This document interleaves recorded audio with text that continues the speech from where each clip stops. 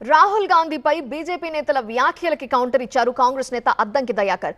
కాబోయే ప్రధాని అనే రాహుల్ కుటుంబాన్ని ఈ విధంగా కించపరుస్తున్నారని అన్నారు. కుల మత రాజకీయం చేస్తున్న బీజేపీ భూస్థాపితం కాక తప్పదన్నారు అద్దంకి దయాకర్.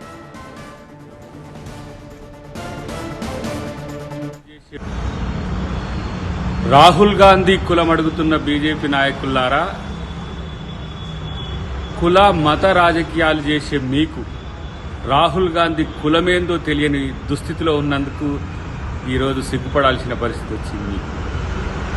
రాహుల్ గాంధీ కులం ఈరోజు పండిత్ అంటే తెలుసుకోండి, బ్రాహ్మణ కులం. కానీ ఒక సద్బ్రాహ్మడు ఈరోజు దేశంలో సబ్బండ వర్గాల, సబ్బండ వర్ణాల, సబ్బండ జాతుల యొక్క అస్తిత్వం కొరకు రాజ్యాంగాన్ని రక్షించేందుకు పోరాడుతున్న వైనం చూసి మీకు నచ్చట్లే. ఎందుకంటే మీరు మనువాదులు కాబట్టే ఇవాళ మీ వ్యంగ్యాలు, మీ యొక్క దుర్నీతి. రాహుల్ గాంధీ కాబోయే ప్రధానమంత్రి అనే దృష్టితోనే ఆ కుటుంబాన్ని, నెహ్రూ కుటుంబాన్ని మొత్తం కించపరిచే స్థితి.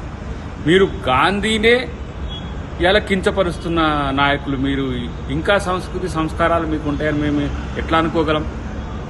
ఏమన్నాడు రేవంత్ రెడ్డి గారు?